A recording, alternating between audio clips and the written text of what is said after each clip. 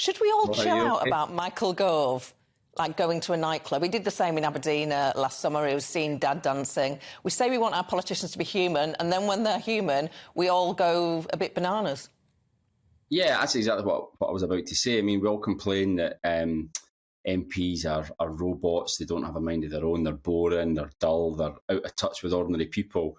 And then we get a little bit bent out of shape when we see someone or one of them actually going out and acting like a normal person and enjoying themselves, you know. So I don't personally have a problem with it. Obviously, Michael Gove maybe enjoys going out more than the average MP. I don't know. The one you mentioned up in Aberdeen last year was very funny. I remember that video. And he just didn't care, obviously. You know, he was dressed not like he was going clubbing. He was dressed like an MP, but he was still out just having fun and he didn't care. And I just think, yeah, why not? You know, I mean, as you say, we're always saying MPs aren't in touch with ordinary people. Well, what better way to get in touch than to actually go out and socialise and meet ordinary people, and actually you might pick up a few ideas along the way. So personally speaking, I don't see it as a problem. I just wonder if there's an issue with people who get obsessed with politics pretty much straight after school or university, but then really miss their youth because they're too busy, I don't know, reading Hansard or whatever they're doing. And they have to rediscover their youth later in life. Hence, we've got a man in his sort of mid-50s doing what a normal man might do in his 20s. Do you reckon that theory holds any sway?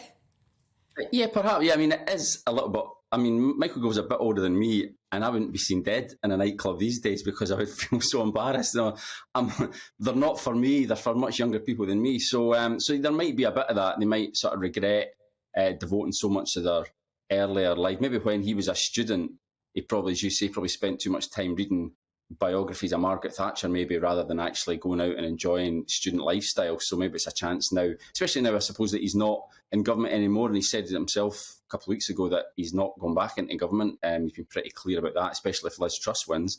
So yeah, he might as well just enjoy himself. So yeah, I think you're right. I think that might be part of it, that politicians, no offence, Gloria, I know you're a former politician, but politicians, generally speaking, a lot of them are quite strange people, you know. So they're not what, you know. A lot of them are not like ordinary people. So I think anytime that they do behave like ordinary people, it's to be welcomed rather than criticised. Very good. And just to say, I was a former political journalist and a former politician, and I couldn't dance in either of those roles.